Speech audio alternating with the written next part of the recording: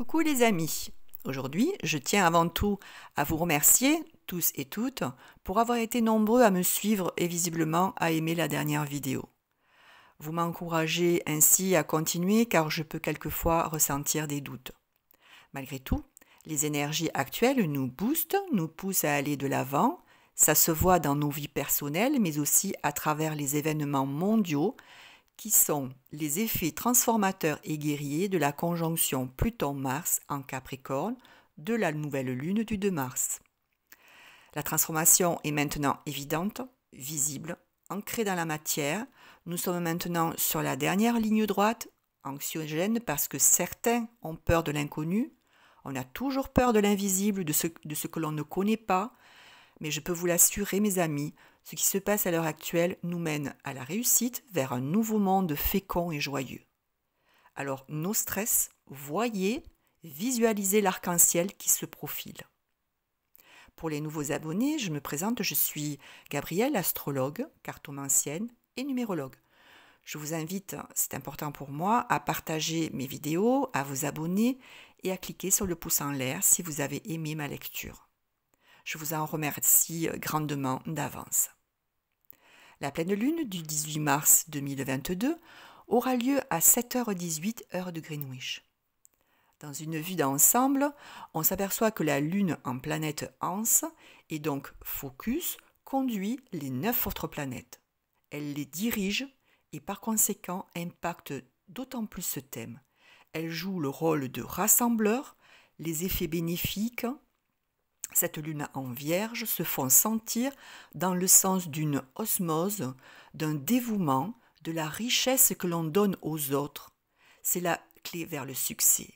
Mais en fait, ça se répète maintenant depuis plusieurs mois.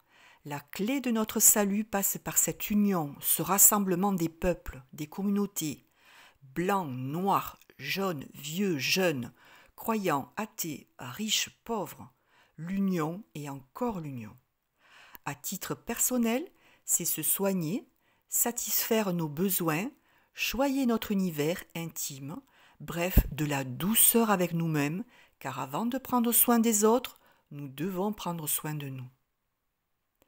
La Lune, à 27 degrés 40 de la Vierge, c'est aussi dans les symboles sabiens une phrase ô combien révélatrice dans notre actualité, donc je cite, « Un homme chauve s'est emparé du pouvoir. » Waouh, on ne peut pas coller aussi bien à l'actualité. D'autre part, ce degré symbolique met sur nos chemins des personnages qui nous imposent de changer les structures de nos sociétés, des changements purificateurs. Les décisions prises, bien que brutales, nous nous devons de les accepter et de nous plier à la volonté d'un tout. La pleine lune étant un aboutissement, une mise en lumière, ici une amplification des ressentis, des peurs, on voit à travers le prisme de nos émotions et les inquiétudes sont injustifiées. En fait, le malaise ne s'explique pas, on va manquer de volonté ou pour certains agir sous l'effet d'un sentiment non ciblé, une fuite en avant. Si votre thème est fortement impacté par la Lune, alors les émotions peuvent être bouleversantes.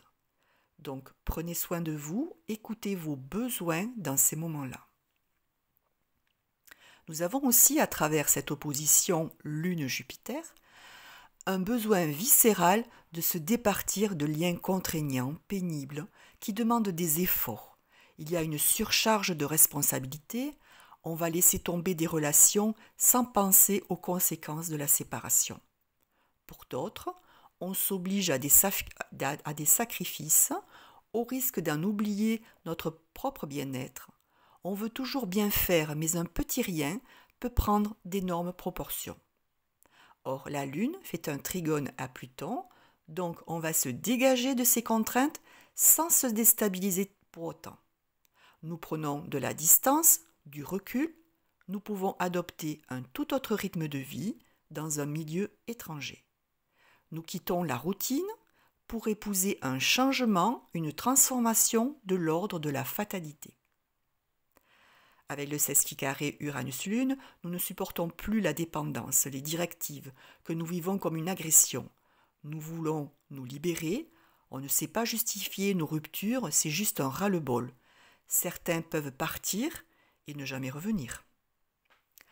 Ensuite, Mercure forme un sextile à Uranus et la conjonction Mars-Vénus est en carré à Uranus.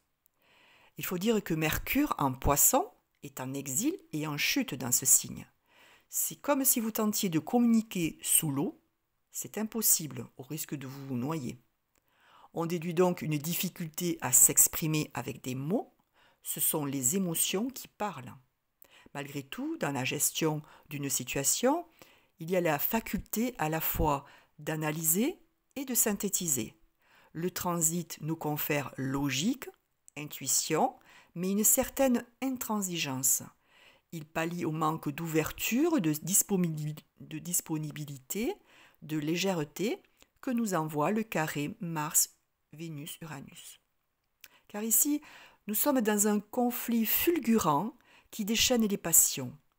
Il y a un but à atteindre, une volonté d'y arriver coûte que coûte, et donc de la réactivité par une action soudaine et inattendue. Mars en chute en Verseau nous envoie un message. Faites l'amour, pas la guerre. Il y a une réelle révolte, mais pour accéder à un monde plus juste, là encore nous sommes en quête de l'amour universel du Verseau. Dans un sens plus personnel, on peut avoir des rencontres coup de foudre avec une incapacité à voir à long terme les complications de la relation. Il est clair que l'on ne se pose pas de questions, c'est l'amour aveugle, alors soyez avertis. Pour cela, nous pourrons compter aussi sur le sextile Pluton-Soleil qui nous apporte ce sens critique qui peut nous faire défaut. Il fait remonter à la surface les pièges, les chausses-trappes qui se présentent. En fait, ça joue le rôle d'une loupe, d'un éclairage. Saturne se trouve en carré au nœud lunaire. Il y a un conflit entre lâcher les expériences du passé, les dons reçus, et ce vers quoi nous devons tendre. C'est compliqué, nous subissons des ralentissements pour accéder à notre mission de vie. En conclusion, un mois lunaire qui va nous offrir des opportunités d'aventures nouvelles, le goût du risque et du dépassement de soi, avec pour certains de nouveaux contrats à la clé, des accords bénéfiques. Il convient de garder la foi, car les intuitions sont là, même si quelques retards peuvent faire penser que le chemin est encore long. Ne le croyez pas, voyez le bout du chemin, laissez l'hésitation, le doute aux autres. Une cassure, une séparation s'est faite avec certaines personnes. Laissez-les partir, elles ont choisi un autre chemin, il est temps d'acquérir votre indépendance, de refuser les contraintes pour vivre libre. Une nouvelle structure vous attend, rassemblez vos forces et avancez. La force d'attraction et d'amour vous accompagne, la période favorise les nouvelles relations et attire les sympathies et met en avant la sensualité. Un bon mois pour installer l'harmonie chez vous à travers les activités créatrices, la peinture, la musique, le théâtre, etc. Les signes particulièrement concernés par cette pleine lune seront bien sûr les poissons 2e et 3e décan, les vierges dernier décan, les 3e décan Capricorne, les Verseaux et les taureaux 2e décan. Pour les autres, je vous conseille comme toujours de consulter votre thème pour analyser la projection de cette nouvelle lune, notamment le secteur de votre thème concerné. Lorsqu'on ajoute, donc en numérologie, lorsqu'on ajoute tous les chiffres pour le 18 mars 2022, soit 1 plus 8 plus 3 plus 2 plus 2 plus 2, on obtient 18, soit 9. Là encore, avec le 18, nous sommes reliés à la Lune et donc face à des changements, des fluctuations dans notre vie de tous les jours, avec des hauts et des bas. Cette Lune amplifie nos rêves tant nocturnes que diurnes, avec un développement de nos intuitions. Elle nous pousse à privilégier notre intériorité, notre famille. Attention toutefois aux chimères, aux faux jugements, car cette pleine Lune pourrait nous montrer de fausses lumières. Le conseil est de rester centré sur soi, sur ses propres ressentis et sur ce qui fait vibrer son cœur. Avec le 9, nous sommes dans une fin de cycle, donc profitons du moment pour clôturer une ou des situations. Il est temps aussi de développer la compassion et le service à autrui. C'est une période de don de soi sans forcément en attendre en retour, en étant complètement désintéressé. Comme en astrologie, le 9 aussi insiste sur les dons de création. La période est propice à la pratique du chant, de la peinture, du théâtre, les activités vibratoires en général. Elles nous permettent de garder la foi et de voyager autrement. Enfin, grâce au 9, nous nous ouvrons au monde, nous nous éveillons au spirituel. Voilà. Merci mes amis d'avoir pris le temps de m'écouter. Je tente à chaque vidéo de vous offrir les clés qui vous permettront de sauter les obstacles et j'espère sincèrement vous y aider. Comme d'habitude et pour faire grandir la chaîne, merci de ne pas oublier de vous abonner en cliquant sur la cloche et d'actionner le pouce en l'air si vous avez aimé ma lecture. Je serai là dans 15 jours pour l'étude de la nouvelle lune du 1er avril 2022. En attendant, je vous souhaite à toutes et à tous, un lumineux début de printemps. Je vous adresse toute mon affection et vivez. N'hésitez pas à me contacter par mail avenir-et-symbole@orange.fr si vous souhaitez apporter vos commentaires. Je vous embrasse toutes et tous et à bientôt.